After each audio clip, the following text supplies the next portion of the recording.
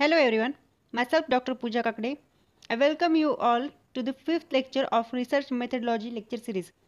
In today's lecture, we will see characteristics of research, or it is also called as criteria of good research, or we can say qualities of research. So let's begin with today's point. Now, characteristics of research are important. Now, any type of research, it should have some characteristics. Now, why these characteristics are necessary? Because those are the characteristics which indicates that the research you have carried out is free of any personal biases, opinion or prejudices, and it represents that your research conclusions or results are analyzed and interpreted based upon your collected data. So that's why characteristics are necessary. Now, irrespective of type of research, in the previous lecture we have seen types of research. Now, whatever may be the type of research, there are some criteria or there are some characteristics, and those characteristics are applicable for each type of research. Now, what are the characteristics of good research? कुठलंही संशोधन चांगलं आहे हे आपण कसं पडताळतो? What is criteria of good research? रिसर्चमध्ये अशा कुठल्या क्वालिटीज असल्या पाहिजेत ज्याने आपण म्हणू शकतो की जो काही आपण रिसर्च कंडक्ट केलेला आहे, know that can be a market research, that can be a business research, that can be a research in science field और सोशियोलॉजी और एनी काइंड ऑफ फील्ड, तर तो कुठलाही रिसर्च असो तो चांगला आहे किंवा त्याच्यामधले जे काही रिझल्ट्स ते दाखवलेले आहेत ते रिलायबल आहेत हे आपण कसं म्हणणार? तर त्या रिसर्चमध्ये हे कॅरेक्टरिस्टिक्स असले पाहिजेत. Here are few characteristics those have mentioned, of which first one is purpose of your research should be clearly defined. Purpose म्हणजे तुम्ही तुमचं रिसर्च का कंडक्ट करत आहात, एखादा टॉपिक जो तुम्ही रिसर्चसाठी निवडलेला आहे त्याच्या मागचं एम काय आहे, what you are trying to achieve, that should be clearly defined. Then research process should be clearly defined. तुम्ही हे जे तुमचा एम ठरवलेला आहे तो अचीव करण्यासाठी तुम्ही कुठली प्रोसेस अवलंबणार आहात ते स्पष्टपणे सांगितलं पाहिजे. Third characteristics is research design should be thoroughly planned. Research design म्हणजे काय असते? It is an overall strategy utilize to answer the research question. Research प्रॉब्लेमला सॉल्व करण्यासाठी तुम्ही कुठली स्ट्रॅटेजी वापरणार आहात ते असे रिसर्च डिझाईन. मग हा जो तुम्ही रिसर्चचा पर्पज आहे किंवा एखादा प्रॉब्लेम मांडलेला आहे त्याची आता प्रोसेस सांगितली डिटेलमध्ये, ठीक आहे. आता ती प्रोसेस तुम्ही प्रपोज केल्यानंतर तुम्ही कुठली स्ट्रॅटेजी वापरणार आहात आणि हे काय इंडिकेट करते? So research design determines how to collect data, how to analyse data, so that comes under research design. Next characteristics is while conducting research you should apply high ethical standards. यातील प्रत्येक character आपण समोर डिटेलमध्ये पाहणार आहोत. इथे फक्त तुमच्या डोळ्यासमोर एक कॅरेक्टरिस्टिक्सची लिस्ट येण्यासाठी इथे एक एक नमूद केलेले आहेत. Next characteristics is next criteria of research is, we can say fifth characteristics of research is whatever limitations you have came across your research, they should be mentioned frankly. After that, next character is adequate data analysis. The data you have put forth should be analyzed adequately. Next criteria is findings, that is your results, research results. They should be presented unambiguously. There should not be any ambiguity. Eighth character we can say is conclusions of your research should be justified. And last one is after conduction of that research, experience of research must be reflected at the end. So these are the different characteristics or we can say criteria of good research. Let us see one by one, of which first one is purpose of research should be clearly defined. That means what is your aim behind conducting that research study, that should be clearly mentioned, that should be clearly defined, and some common concepts must be used for explaining it. This is what the first criteria is. Second characteristics is research process should be detailed. म्हणजे एकदा तुमचा M ठरल्यानंतर तुम्ही ते achieve करण्यासाठी कुठली research process और research procedure अवलंबणार आहात ते रिसर्च रिपोर्टमध्ये असेल किंवा जर डॉक्टरल थेसिस असेल तर त्यामध्ये असेल, ते डिटेलमध्ये मेन्शन करणं गरजेचं आहे. कशासाठी? So that your research should B replicated. म्हणजे समजा एखादा एक्स रिसर्चर आहे आणि त्याने पर्टिक्युलर एखाद्या टॉपिकवर काम केलेलं आहे, तर दुसऱ्या राज्यातला असेल, दुसऱ्या गावातला असेल किंवा इवन दुसऱ्या कंट्रीमधला असेल, त्या पर्सननी एक्स या कॅन्डिडेटचा रिसर्च वाचल्यानंतर त्याने जर त्याच्या लॅबोरेटरीमध्ये तोच जर एक्सपेरिमेंट रेप्लिकेट केल्यानंतर त्याने जी एक्स या कॅन्डिडेटनी एक्स या रिसर्चरनी मेन्शन केलेली प्रोसिजर आहे ती जर समजा हा एक वाय कॅन्डिडेट आहे जो दुसऱ्या कंट्रीमध्ये राहतो आणि त्याने हे एक्सचं वर्क वाचलं, त्याची मेथडॉलॉजी वाचली आणि त्याने याच्या वायच्या लॅबोरेटरीमध्ये जर तो एक्सपेरिमेंट परत कंडक्ट केला तर त्याला जे काही रिझल्ट्स मिळतील ते जशाच तसे नाही तरी पण they must be relevant to whatever the results X has mentioned. याला म्हणतात रिसर्च शुड बी रेप्लिकेबल. आणि यासाठी रिसर्च प्रोसिजर डिटेलमध्ये मेन्शन करणं गरजेचे आहे. Now although the research process should be detailed, there can be some exceptional cases. Like suppose a researcher has invented a new methodology, new process, or we can say a new product which he wants to be patented. In that case, before filing that patent or getting permission of that patent, he can maintain a secrecy about process that has been followed during that research. Now here a person, that researcher, has a liberty to maintain the secrecy of research process. Otherwise research process should be detailed. का गरजेचं असते बरं research process डिटेलमध्ये mention करणं? Research process डिटेलमध्ये mention नाही केली तर काय होईल, तर जो काही रिसर्च केलेला आहे त्याचे रिझल्ट्स रिलायबल आहेत की नाही, त्याची व्हॅलिडिटी कशी चेक करणार, त्याचे लिमिटेशन्स असतील ते जस्टिफाय करण्यासाठी रिसर्च प्रोसेस डिटेलमध्ये मेन्शन करणं गरजेचे आहे. Next character is research design should be thoroughly planned. Research design काय असते, काय सांगितलं होतं, तर ही एक ओव्हरऑल स्ट्रॅटेजी आहे. कशाची स्ट्रॅटेजी आहे, तर जो काही रिसर्च प्रॉब्लेम आहे तो सोडवण्यासाठी तुम्ही कुठली स्ट्रॅटेजी वापरणार आहात, that is a research design. मग रिसर्च डिझाईन जी काय आहे ती प्लॅन्ड असली पाहिजे.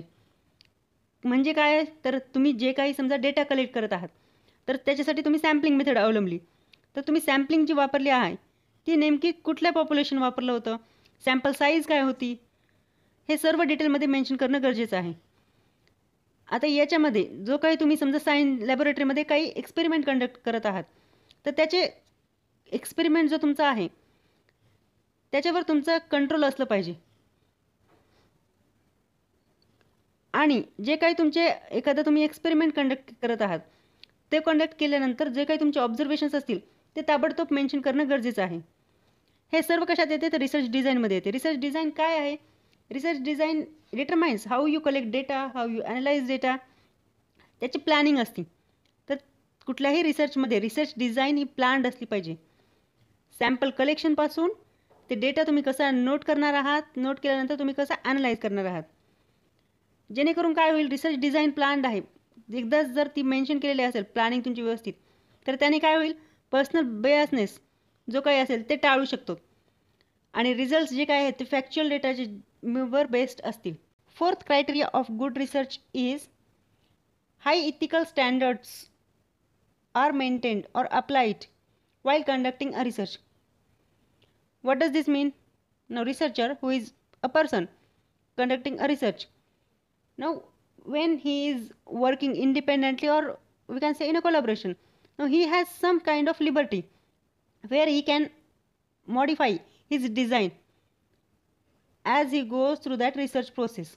ethical standards मेंटेन करायचे किंवा अप्लाय करायचे म्हणजे काय, तर समजा एखादा रिसर्चर आहे तो कुठल्या तरी सोशल इश्यूवर काम करतोय, त्याच्यामध्ये समजा एखादा विक्टिम आहे, कुठल्या तरी परिस्थितीनं तो अफेक्ट झालेला असेल, or we can say some kind of catastrophe he has been faced, त्याला जर तो इंटरव्ह्यू करत असेल किंवा क्वेश्चनायर मेथडनी त्याचा तो डेटा कलेक्ट करत असेल तर त्याने त्याचे क्वेश्चन्स अशा प्रकारे फ्रेम केले पाहिजे की त्या जो काही विक्टिम आहे त्याची मेंटल पीस हार्म होणार नाही, त्याची जर त्याला आयडेंटिटी रिव्हील करायची नसेल तर ती मेंटेन राहील.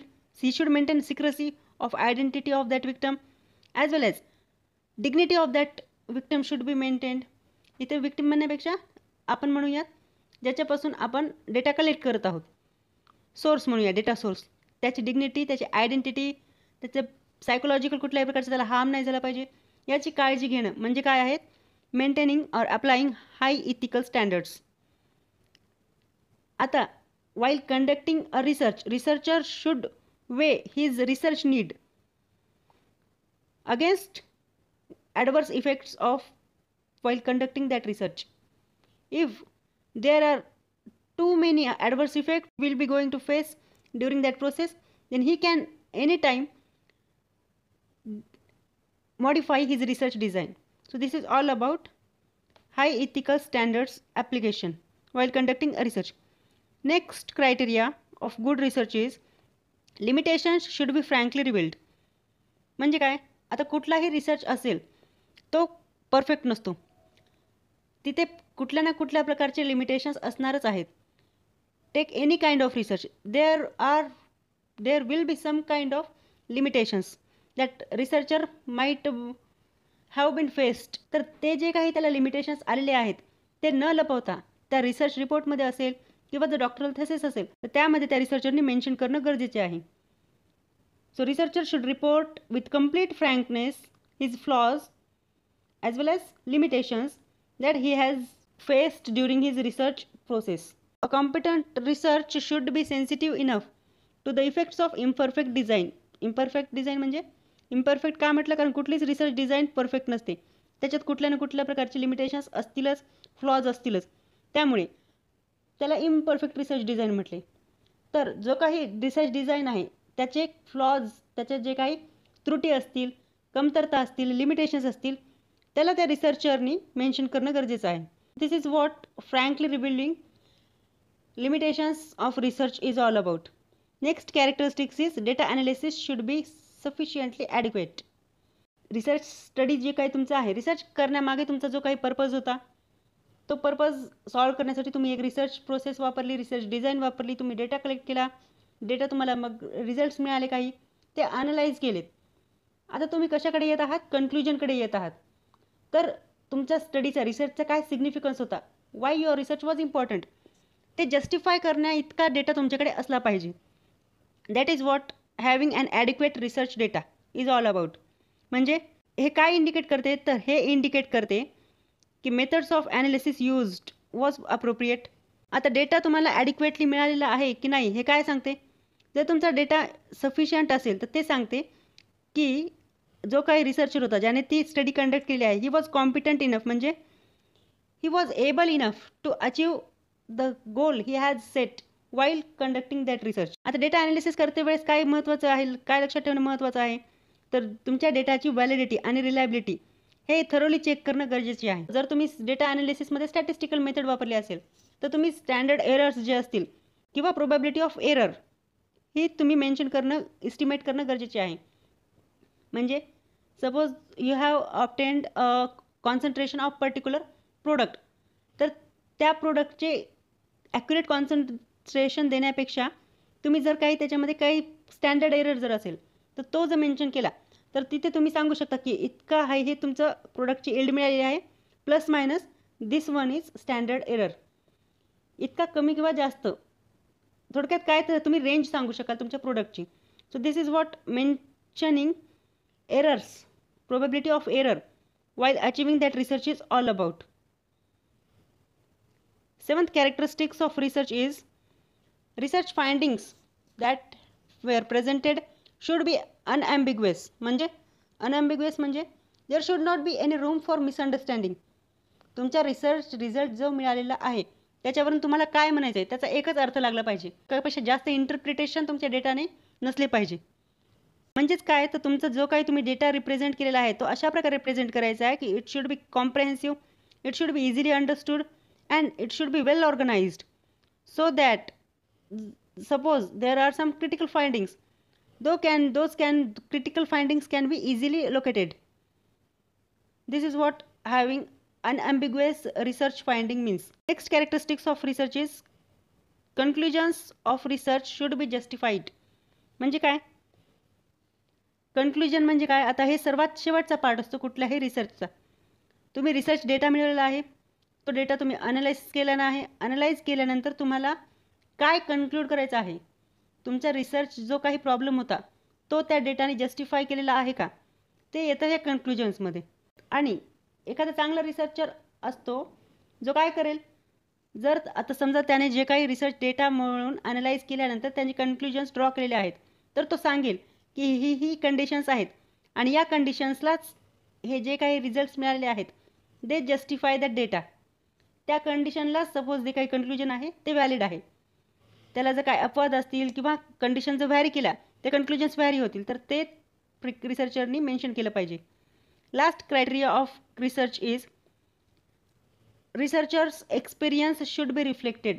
म्हणजे काय, रिसर्चरचा एक्सपिरियन्स का गरजेचा आहे, तर जितका रिसर्चर एक्सपिरियन्स असेल तितकं त्याचे जो काही रिसर्च स्टडी आहे त्याच्यामध्ये लोकांचा विश्वास जास्त बसेल. त्यासोबतच ते रिसर्चमध्ये त्याने जो काही काम केलेलं आहे ते जर त्यांना जास्त एक्सपिरियन्स असेल एखाद्या व्यक्तीचा त्या रिसर्च एरियामध्ये, तर that will be helpful for gaining a good reputation of that person in research. यासाठी काय असतं तर रिसर्च रिपोर्टमध्ये असेल किंवा डॉक्टरल थेसिसमध्ये असेल, सर्वात शेवटी रिसर्चरचा CV किंवा रेझ्युमे म्हणतो किंवा त्याचं काय क्वालिफिकेशन आहे, रिसर्च पेपर्स किती पब्लिश केले. आता रिसर्च पेपर्स पब्लिकेशन्स काय इंडिकेट करते, तर रिसर्च कंडक्ट करते वेळेस त्या रिसर्चरनी जो काही डेटा मिळवला होता किंवा त्याला काय एक्सपिरियन्स आलेला आहे, त्याचा एक्सपिरियन्स त्या रिसर्च एरियामध्ये त्याचा काय एक्सपिरियन्स आहे ते इंडिकेट करते. And that is why qualification of researcher is important in research. So these are the characteristics of research. So to summarize today's lecture, we can state a few qualities of research. Now in exam, you can be asked for what are the characteristics of research, or you might be asked what is a criteria of good research, or you can also be asked what are the qualities of research. One and the same. हेच आपण आजच्या लेक्चरमध्ये पाहिलं आहे. तर characteristics of research जर म्हटलं तर हे इमेज लक्षात ठेवा. आता इथे जर तुम्ही पाहिलं तर आपण जे कॅरेक्टरिस्टिक्स सांगितले 9 कॅरेक्टरिस्टिक्स, तर जे बघा या पर्पजपासून ते लास्टली रिसर्चरच्या एक्सपिरियन्सपर्यंत, म्हणजे from the beginning of research to the end of research, या क्रमानेच लक्षात ठेवले तर जास्त चांगलं राहील. Purpose of research should be clearly defined. तुमचा रिसर्चचा जो एम आहे तो क्लिअरली डिफाईन्ड केला पाहिजे. Research process should be detailed. Research process कुठली अवलंबणार आहात ती व्यवस्थित डिटेलमध्ये नोंद केली पाहिजे. Research design should be thoroughly planned. High ethical standards must be applied. Limitations of research should B frankly revealed. Adequate data analysis, data जो काही मिळवलेला आहे त्याचं ॲनालिसिस करून तो data should be adequate enough. Findings of research should be presented unambiguously. Conclusions of research should be justified. And lastly, experience of research should be reflected in a research study. These are the characteristics of research or criteria of good research. तर सारांश सांगायचं झालं तर आपण काय म्हणणार, good research we can say good research is systematic. Systematic म्हणजे research should be structured with specified steps to be taken in a specified sequence. Randomly कुठलीही स्टेप कुठेही घ्यायची किंवा कुठलीही प्रोसेस कुठेही अवलंबवायची नाही. रिसर्च प्रोसेस आपण पुढे पाहणारच आहोत. तर research should be having a specified steps that should be taken in a specified sequence, आणि ते काय रूल्स फॉलो केले पाहिजेत, हे येते सिस्टमॅटिकमध्ये. Next one we can say research should be logical. Logical म्हणजे काय, there must be some kind of logical reasoning behind that research. तिसऱ्या लेक्चरमध्ये जर आठवत असेल तर आपण इंडक्शन आणि डिडक्शन रिसर्च पाहिलं होतं. So induction and deductions are important for conducting research. Next we can say a good research is empirical. म्हणजे काय, आता इम्पेरिकल रिसर्च म्हणजे काय असते, तर empirical research means conclusions are exclusively derived from concrete and verifiable evidence and thus research results can be validated. तुमचा जो काही डेटा मिळाला होता तो सॉलिड कॉन्क्रीट ॲब्सोल्यूट डेटापासून तुम्ही तुमचे कन्क्लुजन ड्रॉ केलेलं आहे. आणि ते का गरजेचं आहे, तर it indicates that research results are verifiable. And the last we can say good research is replicable. Replicable असलं पाहिजे म्हणजे काय, तो when the entire research process is conducted again using same method but new data and still same results are obtained. So this is what being replicable means.